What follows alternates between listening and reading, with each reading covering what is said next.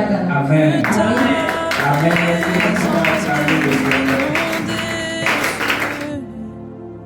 Seigneur, nos cœurs soupirent après ta gloire.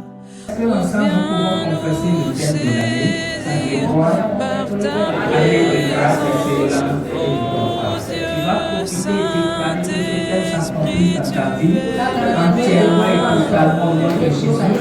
Est-ce que tu peux ouvrir ta bouche et prier que ce thème s'accomplisse dans ta vie, dans ton travail, dans ta profession, dans tes affaires, dans tes études, dans ton foyer, dans la vie de ton mari, de ta femme, de tes enfants. Et lève ta voix de déclare. Demande que ce thème s'accomplisse dans son entièreté, dans sa globalité dans ta vie, dans le nom de Jésus. Est-ce que je peux vous entendre la voix de ceux-là qui veulent que ce thème s'accomplisse dans leur vie? Et lève ta voix, demande que ce thème s'accomplisse dans ta vie. Dans le nom de Jésus-Christ. Au nom de Jésus, nous avons prié. Nous progressons dans le développement de ce thème.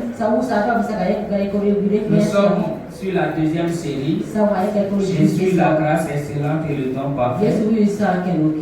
Et sur ce deuxième thème, le Saint-Esprit, l'Esprit de la grâce et le don des dons de Dieu. Le Saint-Esprit, l'Esprit de la grâce et le don des dons de Dieu. Nous avons déjà introduit ce thème. Nous avons déjà vu ce que le Saint-Esprit, qui est l'Esprit de grâce, fait en nous. Nous n'avons pas balayé tous les aspects, non? Mais nous avons vu quelques aspects de ce qu'il est venu faire en nous. Et maintenant, nous sommes sur le second point de ce thème, à savoir ce qu'il fait par nous. Il est venu vivre en nous pour un but, pour un ministère, pour un travail. Et il a aussi venu en nous, non pas seulement pour opérer à l'intérieur de nous, mais également pour venir sur nous, afin aussi d'atteindre un but, pour un travail, pour un ministère. Quand on dit ministère, c'est service. Et donc nous allons voir ce que le Saint-Esprit fait par nous. Et là encore, on ne peut pas voir tout. Nous avons vu qu'il lorsqu'il vient sur nous là, c'est pour opérer par nous. Et il fait de nous témoins. Donc par nous là, il témoigne de Christ. Il parle de Jésus-Christ. Il révèle Christ. Par nous, il révèle les bontés de l'Éternel. Être témoin, c'est le fait de dire ce qu'on a vu, entendu et expérimenté. Et le but de nos témoignages, c'est de glorifier une seule personne. C'est de montrer une seule personne. C'est de révéler une seule personne. Jésus-Christ qui allait à la croix. Lui seul. Donc quand je prêche Christ, quand je témoigne Jésus-Christ dehors, quand je donne mes témoignages, les témoignages de ce qu'il a fait dans ma vie, quand je partage mes expériences spirituelles, tout ceci a un but, révéler Christ. Et nous sommes de ceux qui sont établis pour révéler Christ dans nos vies quotidiennes, dans nos vies de chaque jour. La révélation de Christ par nous n'est pas dans l'assemblée seulement. Ce n'est pas de temps en temps, mais partout où nous sommes. Je prie que le Saint-Esprit doit être conscient. Amen. Que nous sommes des ambassadeurs. Que nous sommes l'image visible du Dieu invisible. Les gens veulent voir Dieu. Dans le cas de tout homme, Dieu a mis une faim et une soif pour désirer le surnaturel. Une foi qui désire le surnaturel. Désire connaître Dieu. Mais ce désir-là, Satan l'utilise pour tromper les gens, orienter les gens dans le n'importe quoi. Et nous qui avons reçu la grâce de naître de nouveau, d'être des témoins, des ambassadeurs, Dieu nous investit par son notion que nous allons voir, autrement nous travers des dons spirituels, la puissance du Saint-Esprit pour récupérer ces personnes et les ramener sur le droit chemin. C'est notre rôle. Tu dois révéler Christ dans ta famille. Là où tu travailles, tu dois révéler Christ. Ton patron doit connaître Christ par toi. Tu es apprenti, tu dois révéler Christ. Et là, étudiant, tu dois révéler Christ. Nous sommes bénis pour révéler Christ. Nous mangeons, nous buvons pour révéler Christ. Tout ce que Dieu nous donne n'a qu'un seul but, révéler Christ. Mais nous sommes parfois préoccupés. Notre soeur nous a dit qu'elle est tellement préoccupée par ses défis, ses activités. Et la question se pose jusqu'où elle sera-t-elle préoccupée? Qu'est-ce qu'elle peut faire avec sa force? Qu'est-ce qu'elle peut faire avec son intelligence? Qu'est-ce qu'elle peut faire avec sa capacité? Si elle ne s'adosse pas sur quelqu'un, sur celui qui peut tout, il dit je puis tout par celui qui me fortifie. C'est pourquoi dans Somme 127, le verset, j'ai lu à partir du verset 3, mais le verset 2 dit enfin nous réveillons et puis lisons. Je ne sais pas ça, c'est pour quelqu'un ce matin. Somme 127, verset 2. Je parle à nous tous, moi le premier. Somme 127, verset 2, oui. Somme 127, verset 2. Oui. Enfin, vous levez-vous le matin, vous couchez-vous tard, et mangez-vous le pain de douleur. Le pain de douleur. Oui. Il en donne autant à ses bien-aimés pendant le sommeil. Pendant le sommeil, pendant qu'ils sont au repos. Au repos ne veut pas dire que tu ne travailles pas. Au repos ne veut pas dire que tu ne fais pas ce que tu dois faire. Mais au repos dit que tu le fais dans un cœur de repos. Tu le fais en t'appuyant sur quelqu'un. Tu le fais parce que quelqu'un est venu vivre en toi. Ce ne sont pas tes efforts. Sinon tu arraches la gloire à Dieu. C'est pourquoi beaucoup sont orgueilleux. Parce que nous pensons que ce que nous avons, c'est le fruit de nos efforts. Nous sommes intelligents, nous sommes sages, nous nous bagarrons. C'est mon argent, c'est ma moto, c'est ma voiture, c'est ma ceci, et puis on parle. Parfois on est arrogant. On ne peut pas porter les mêmes chaussures que certaines personnes. Parce qu'on a dépassé ces personnes. Frères et sœurs, si nous pensons qu'on a dépassé ces personnes, le cercueil viendra nous dire que nous sommes au même niveau. Le cercueil du riche n'est pas, même si c'est embelli n'importe comment. Même si c'est en or, ça n'est pas différent du cercueil d'un pauvre. La mort nous met au même pied d'égalité. Et pour que nous puissions faire comprendre, pendant que nous vivons, nous devons être humbles, humilité, pour dire Seigneur, je ne veux pas, toi en moi peu. Gloire à Jésus-Christ. Donc, premièrement, témoin. Deuxièmement, et c'est ce point que je vais développer parce que le Saint-Esprit me rend utile à l'Église, aux autres, par la manifestation des dons spirituels. C'est ça le second point. Le Saint-Esprit me rend utile. Écris bien le mot utile. Parce que je vais le définir pour toi. Le Saint-Esprit est venu sur toi. Et comprenons très bien. Je dis sur toi. Ceux qui étaient à l'étude biblique pourront comprendre. Parce qu'il y a la dimension du Saint-Esprit en nous. Pour travailler notre caractère. Mais il y a la dimension du Saint-Esprit sur nous. Et c'est pour être utile. Tu ne peux pas être utile sans le Saint-Esprit sur toi. Ou sans le revêtement du Saint-Esprit. Sauf que le Saint-Esprit me t'habille. C'est une expérience à faire après avoir donné, après avoir cru en Jésus-Christ.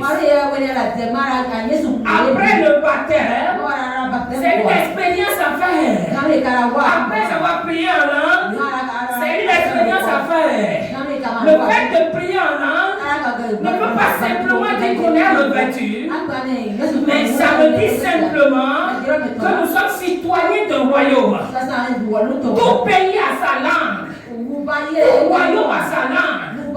Lorsque vous devenez citoyen d'un royaume, c'est normal qu'on parle la langue du royaume.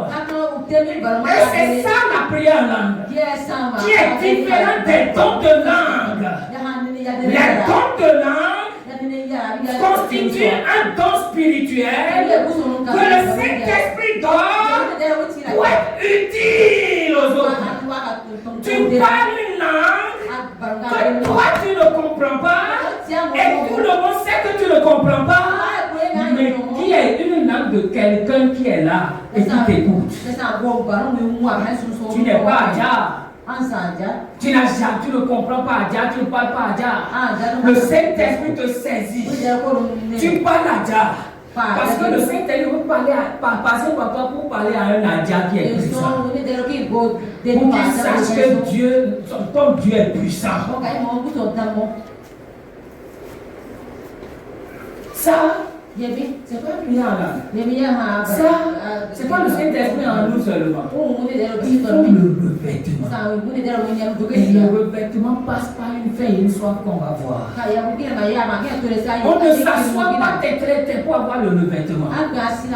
On ne mange pas, on ne boit pas. On médite quand on veut, comme on veut pour avoir le revêtement. On paye un prix pour avoir le revêtement. 1 Corinthiens chapitre 12, verset 4 à 18. 1 Corinthiens 12, 4 à 18. Allons-y vite, s'il vous plaît. 1 Corinthiens 12, verset 4 à 18. 1 Corinthiens 12, verset 4 à 18. Il y a diversité de dons. Diversité de dons. Mais le même esprit. Même esprit. Diversité de ministères. Diversité de ministères. Mais le même Seigneur. Mais le même Seigneur. Diversité d'opérations. Diversité d'opérations. Mais le même Dieu qui opère tout en tous. Mais le même Dieu qui est le Saint-Esprit qui opère tout en tous. Or, à chacun la manifestation de l'Esprit est donnée pour l'utilité commune. C'est là où je tiens mon second point. La manifestation de l'Esprit au travers des dons là est donnée pour l'utilité commune, pas pour l'utilité personnelle. Continue. Oui. En effet, oui. À l'un est donné par l'Esprit une parole de sagesse, à un autre une parole de connaissance, selon le même Esprit. À un autre la foi par le même Esprit, à un autre le don des guérisons par le même Esprit, à un autre le don d'opérer des miracles, à un autre la prophétie, à un autre le discernement des esprits, à un autre la diversité des langues, à un autre l'interprétation des langues. Un seul et même esprit opère toutes ces choses, les distribuant à chacun en particulier comme il veut. Car, comme le corps est un et a plusieurs membres, et comme tous les membres du corps, malgré leur nombre, ne forment qu'un seul corps, ainsi en est-il de Christ. Nous avons tous, en effet, été baptisés par un seul esprit, pour former un seul corps, soit juif, soit grec, soit esclave, soit libre, et nous avons tous été abreuvés d'un seul esprit. Ainsi, le corps n'est pas un seul membre, mais il est formé de plusieurs membres. Si le pied disait, parce que je ne suis pas une main, je ne suis pas du corps, ne serait-il pas du corps pour cela? Si l'oreille disait, parce que je ne suis pas un œil, je ne suis pas du corps, ne serait-elle pas du corps pour cela? Si tout le corps était œil, où serait lui? S'il était tout ouïe, où serait l'odorat? Maintenant, Dieu a placé chacun des membres dans le corps comme il a voulu. Amen. Dieu a placé chaque membre dans le corps comme il a voulu. Dieu t'a placé déjà. Tu n'as pas dit Amen. Dieu t'a déjà placé. Les gens cherchent de place dans l'église. Parfois, on est prêt à mentir sur un frère, sur une soeur pour être proche du pasteur pour être placé. Tu n'as pas besoin. Tu es déjà placé. Tu es déjà placé. Recherche maintenant le revêtement pour que le pasteur soit obligé de reconnaître ta place. Tu n'as pas besoin de faire de tapage, de jalousie.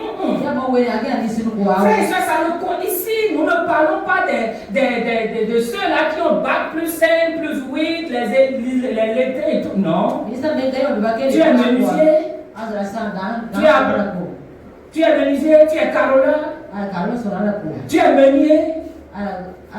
Tu as été à l'école, tu t'es arrêté au CP, au CI. Ce n'est pas le niveau qui compte. Tu es d'Adja, tu es de Parakou, Bariba ou bien quoi. Ce n'est pas l'ethnie qui compte.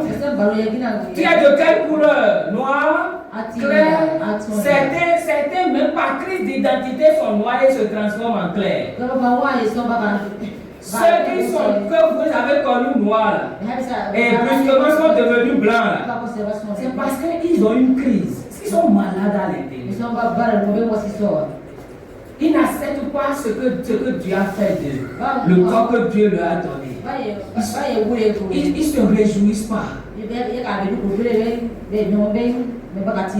Sois fier de ton corps, de ce que le corps que Dieu t'a donné. Sois fier. Sois fier de ta taille. Amen. Gloire à Jésus-Christ. Maintenant, si tu es trop gros maintenant, tu peux faire le sport ou bien tu peux revoir ton alimentation pour maigrir. Ça, c'est autre chose. Gloire à Jésus-Christ. Le Saint-Esprit par nous nous rend utiles. C'est quoi être utile? Être utile, c'est être profitable. Est-ce que tu es profitable pour les gens? C'est-à-dire quand tu es en compagnie des gens, mais si c'est 5 minutes, 2 minutes, les gens puissent dire, j'aime ta compagnie. Parce que tu mets un profit.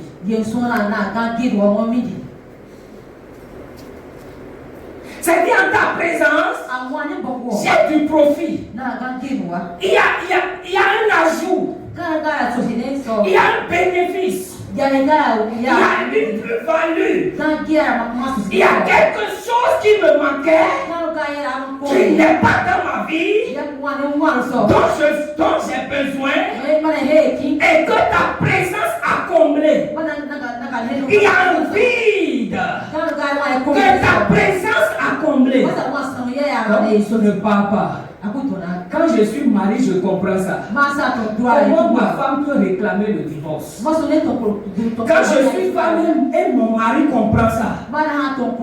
Comment il peut donner, il peut demander divorce? Comment quelqu'un pour qui tu combles le vide peut décider de se séparer de toi? Ça veut dire qu'il a décidé d'être vidé par toi. Est-ce que c'est possible? Dis-toi si c'est possible. C'est ça le mariage aujourd'hui. Que Dieu nous délivre. C'est ça le foyer aujourd'hui. On se bat à la maison, mais on vient s'asseoir côte à côte à l'église, et puis on fait semblant aussi de se sourire. Et quand le culte finit, on sort là. Quand on traverse, on reprend l'amertume. On reprend la colère. Donc quand tu t'avais souri là, tu croyais quoi? On était à l'église. Faut pas confondre les choses. C'est ça le foyer aujourd'hui. Parce que nous ne comprenons pas ce que c'est que devenir enfant de Dieu. Le mari n'est pas heureux d'être dans la présence de sa femme. La femme n'est pas heureuse d'être dans la présence de son mari. Les enfants ne sont pas heureux d'être dans la présence de leurs parents. Et je prie pour bénir, je profite de temps pour bénir les enfants pour la vie de tous les papas ici ce matin. Bonne fête à nous. Que Dieu vous bénisse.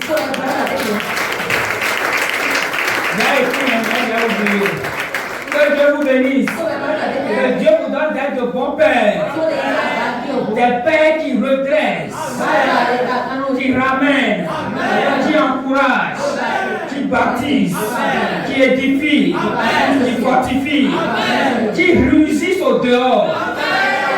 Pour éloigner les prédateurs, mais qui a un agneau à l'intérieur. Alléluia. La plupart d'entre nous réussissons à l'intérieur.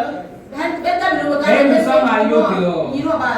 Que Dieu nous délivre au nom de Jésus. Si ton enfant ne peut pas, tu voudras sortir, ton enfant ne peut pas dire, reste un peu encore. Si ton enfant doit sortir, papa sort. Et il n'est pas là, tu ne sors plus. Quand est-ce que tu veux, à quelle heure tu veux sortir? Il te regarde la montre. Il te compte les minutes. C'est un échec. Tu vas pleurer devant Dieu. Nous pensons que le Saint-Esprit est venu en nous, nous revêtir seulement pour faire ministère, pour être pasteur. On va voir aussi. Vous chantez. Et on est tout attaché au service dans l'église. Prédicateur, je suis pasteur. Voilà un pasteur qui prêche pour les autres et qui ne prêche pas pour sa première famille à la maison. Il est quel type de pasteur? Voilà un pasteur qui exhorte les autres, mais qui ne peut pas exhorter sa famille, sa femme, ses enfants. À quoi ça sert? À quoi ça sert de jouer la guitare basse ici? Tout le monde est content, les cheveux marchent, même sur des cheveux. À quoi ça sert? Hein? Si au dehors, c'est pour voir. C'est pour être inutile. Frères et sœurs, je ne suis pas en train de dire que nous ne devons pas être utiles dans l'église. Mais il faut l'équilibre, frères et sœurs. Nous sommes trop concentrés sur l'église. C'est pour ça que je ne veux même pas parler des dons spirituels dans l'église. On en a parlé l'année dernière. Nous sommes trop concentrés. Et parfois on se bat pour ça. Je dois faire ce que et au dehors, et dans nos maisons, et à l'université, et au collège, et au travail. Là où tu vends, là, tes clients, comment tu les traites? Parfois nous sommes chrétiens à l'église. Ah, le frère là est bon, hein? Ah, le frère voici, et les sœurs, les cœurs des sœurs font mal, le cœur des sœurs font faire mion. Si je peux l'avoir comme mari, à ta souffrance, oui. À l'église, tout le monde est chrétien, même les brasseurs. Et les brasseurs sont plus chrétiens que nous, parce que nous, on va quitter, ils sont là. Frère et sœur, est-ce que tu es utile? Est-ce que tu combles le vide de quiconque est en contact avec toi? Est-ce que tu rends la vie des autres meilleure? Quand ils sont dans ta présence, il y a des gens qui ne font que rabaisser les autres. Il y a des parents qui ne font que rabaisser leurs enfants. Enfin, quitte là. Paresseux comme ça. Imbécile, impoli, quitte là-bas, ce taré là. Tu fais quoi? Tu rabaisses l'enfant. Et tu sèmes en lui un complexe d'infériorité. Il n'aura jamais confiance en lui-même. Même si ce mari-là, il va demander conseil à papa, à maman pour un rien du tout. Parce qu'il n'est pas, il sait qu'il n'est pas capable de prendre une décision. Parfois, pour se marier, c'est les parents qui vont donner encore femme ou mari. C'est la société que nous bâtissons aujourd'hui.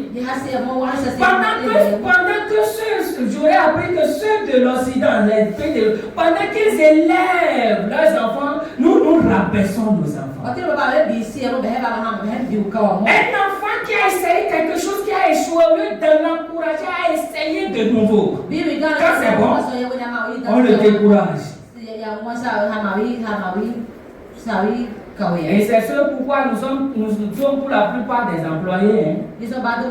Et nos pays ne font que commander aussi. Parce qu'un pays où la majorité employée ne peut que commander.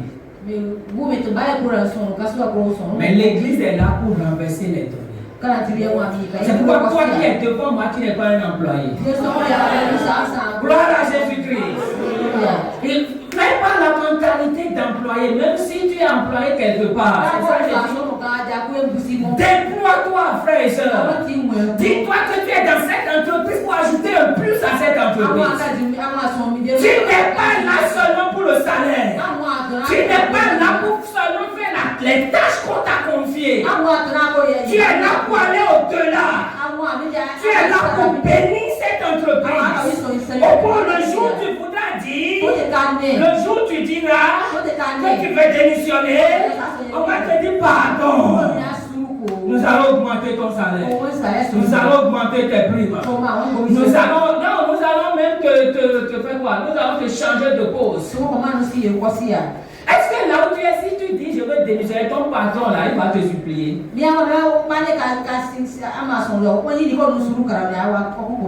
Frères et sœurs, la plupart du temps, nous ne faisons que ce que nous avons appris, la compétence naturelle. Rien ne s'ajoute. Et c'est dommage pour le christianisme. Et c'est pourquoi les paniers ne sont pas derrière nous. Quand tu es utile à un panier, il va te chercher, te rechercher. Même si tu es dans un trou, il viendra te chercher. Est-ce que tu es utile? Est-ce que tu es profitable pour des gens, frères et sœurs? Le Saint-Esprit vient sur nous pour manifester des dons qui sont des capacités surnaturelles, des habiletés surnaturelles que l'homme naturel ne peut jamais manifester dans le but de te rendre utile aux autres, dans le but de marquer ton territoire et dans le but final de ramener les cœurs à Christ. D'ouvrir la porte du royaume à la multitude. Mais est-ce que toi et moi nous désirons, nous aspirons à ça? La plupart du temps, nous sommes satisfaits de notre niveau. Nous sommes satisfaits de notre rendement. Frère, tu peux faire plus. Tu peux aller plus loin. Tu peux encore aller plus loin. Tu es capable d'aller encore plus loin. Et cette capacité ne vient pas de toi. Cette capacité ne vient pas de toi. Tu es élève étudiant. Dans ta classe, il n'y a aucune matière pour laquelle tes camarades, même le professeur va eux tous ils vont te faire le cours. C'est un échec. C'est un échec cuisant et très cuisant. Quand tu es élève étudiant et toutes les matières là, c'est l'antenne. On doit t'aider avec torche. C'est pas normal. Tu dois te fâcher, frère et sœur. Tu es apprenti. En un an, tu n'as pas encore capté ce que tu devais capter en 2 ans, 3 ans. En tant qu'enfant de Dieu. C'est anormal. Quelle est la différence entre toi apprenti païen, chrétien et l'autre apprenti païen? Quelle différence? Et c'est le païen encore, l'apprenti païen qui va encore te montrer. Et tu es là avant lui. Et c'est lui qui va encore te montrer. Maintenant, tu te dis, viens dans mon église. Et tu te diras pour montrer ça là à tes frères et soeurs là-bas. À Jésus-Christ. Ouvrons nos Bibles. Exode 36. Exode 36, verset 1 à 2. Quand nous regardons le verset premier de Exode 36, on croit que Dieu est un Dieu qui...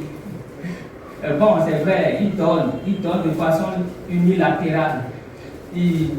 Mais je veux corriger quelque chose dans notre mentalité. Il y en a qui s'asseyent, qui mangent bien, qui dorment bien. Et s'attendent à ce que Dieu vienne sur eux comme ça pour faire les choses. Il y en a qui prient 5 minutes, 15 minutes. Seigneur, fais de moi. Et c'est fini. Frères et sœurs, tous ceux qui ont réussi, qui ont impacté leur monde en tant qu'enfants de Dieu, posé leur la question, ils ont payé un prix. Même sur le plan naturel, ceux qui ont impacté naturellement, ils ont payé un prix. Quel est le prix que toi tu veux payer? Non, notre christianisme d'aujourd'hui est un christianisme de paresse. On doit courir derrière les gens pour qu'ils méditent tous les jours. Pour qu'ils prient 5 minutes, 10 minutes tous les jours. C'est anormal. Comment tu peux comprendre ça? Et prier 5 minutes. C'est des heures. Criant à Dieu. Pour que je puisse te prêcher, je dois passer des heures. Tout le monde peut prêcher. Vous pouvez prendre le micro et prêcher. Les païens prêchent. Mais quelle différence y a-t-il entre un païen ou quelqu'un qui n'est pas revêtu qui prêche et quelqu'un d'autre qui est revêtu et qui prêche? Il y a une différence, frère et soeur. Et la différence se trouve dans la génuflexion, frère. Dans le cri à Dieu pour être utile. La qualité de sa présence pour être utile. Tu n'y vas pas pour demander voiture, pour demander mari, pour demander bonbon, pour demander chocolat, pour demander shawarma. Mais tu y vas parce que tu as faim et soif, que ta vie soit profitable pour les autres. Que ta vie comble un vide dans la vie des autres. Que ta vie apporte un plus, une plus-value aux autres. Combien d'entre nous a cette faim, cette soif? Lis-nous, Exode 36, 1 à 2. Et après, Somme 42, verset 1 à 2 aussi. Exode 36, 1 à 2. Betsalel, Oholiab et tous les hommes à qui l'Éternel avait mis de la sagesse. Vous voyez, il dit en qui l'Éternel avait mis. En qui l'Éternel avait mis. Donc on peut dire que Dieu avait mis ça depuis même leur naissance. Ou bien même depuis le ventre de leur maman. C'est ça, hein? C'est faux. Continuons. Pour savoir et pour faire exécutèrent les ouvrages destinés au service du sanctuaire. Verset 2 maintenant. Moïse appela Betsalel et Oholiab et tous les hommes habiles dans l'esprit, lesquels l'Éternel avait mis de l'intelligence. Tous ceux dont le cœur était disposé à s'appliquer en œuvre pour les exécuter. Tous ceux dont quoi? Tous ceux dont le cœur était disposé. Le cœur était comment? Disposé. Le cœur était comment? Disposé. Quand vous lisez la Bible, vous les pose. Verset premier, si on s'arrête au verset premier là. Oh Seigneur, tu as fait de moi, je suis la tête, jamais la queue. Je suis le premier. On continue de confesser. Mais au verset 2, il dit ce n'est pas que ça. Il faut une disposition de cœur. Il faut une disposition de cœur. Ce qui veut dire quoi? Les Oholiab, les Betsalel et les autres, avant même qu'on parle même de délivrance du peuple, de leur délivrance en Égypte et de leur passage par la mer Rouge, dans le désert, voilà, ils avaient une disposition de cœur. Et quelle est cette disposition de cœur? Psaume 42. Psaume 42. Et c'est là où je finis. Psaume 42, verset 1 à 2. Psaume 42, 1 à 2. Au chef des chantres, cantique des fils de Corée. Comme une biche soupire. Comme une biche soupire. Ça veut dire que ces jeunes gens soupiraient. Est-ce que ton cœur soupire à l'utilité, à être utile à quelqu'un? Même dans ton sommeil, quand tu dors, ton cœur nous dit, si mes yeux s'ouvrent, ça doit être pour être utile à quelqu'un. Tu as aussi ton caca au WC. Tu parles à ton caca. Parce que faire caca aussi fait partie de ce que tu vis. Donc tu dis, je fais caca, hein? Ça veut dire que je vis. Mais pour quel but? Pour être utile. Pour être... Je ne blague pas, je prends ces images pour nous choquer, frère.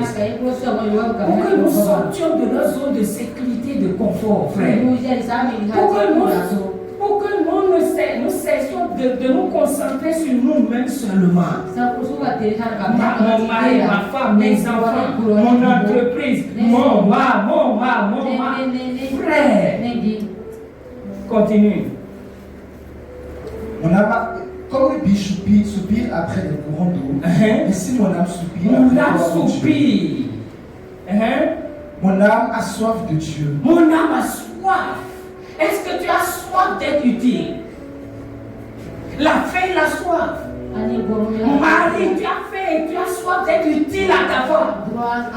Femme, tu as faim, soif d'être utile à ton mari. Enfant, tu as faim, soif d'être utile à tes parents. Et nous tous faisons soif d'être utiles les uns pour les autres.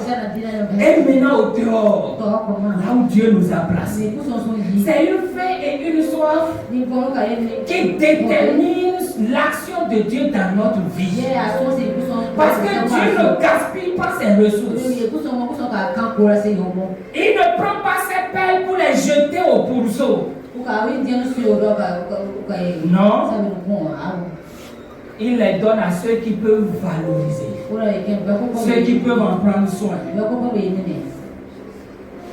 Ceux qui peuvent en faire un bon usage, une bonne comptable. L'entreprise que tu as n'est pas ton entreprise. Comment tu gères tes employés? Comment tu parles à tes employés? Comment tu traites tes employés? Est-ce que tes employés peuvent dire qu'ils ont un patron différent? Pas parce qu'il est quelqu'un qui permet tout, mais différent en ce que quand tu as un problème, tu viens le voir. Quel que soit le problème, tu ne veux pas avoir solution. Pas parce qu'il te compte des billets de banque, mais parce qu'il te donne la sagesse.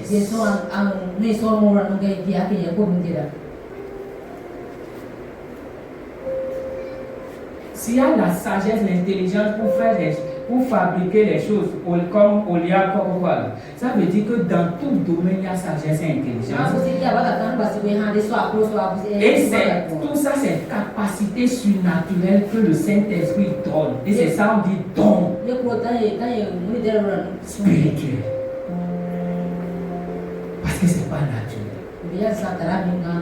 Frères et sœurs, réfléchis sur ta vie. Tu as quel âge? Comment tu as vécu jusque-là? Quel est l'état de ta vie? Es-tu orgueilleux? Orgueilleuse? Es-tu centré sur toi-même? Fais-tu tourner la vie rien qu'autour de toi seul? Quel est le but de ta présence ici ce matin? Baissons la tête et parlons au Seigneur. Nous te couronnons, viens remplir ce lieu de ta présence.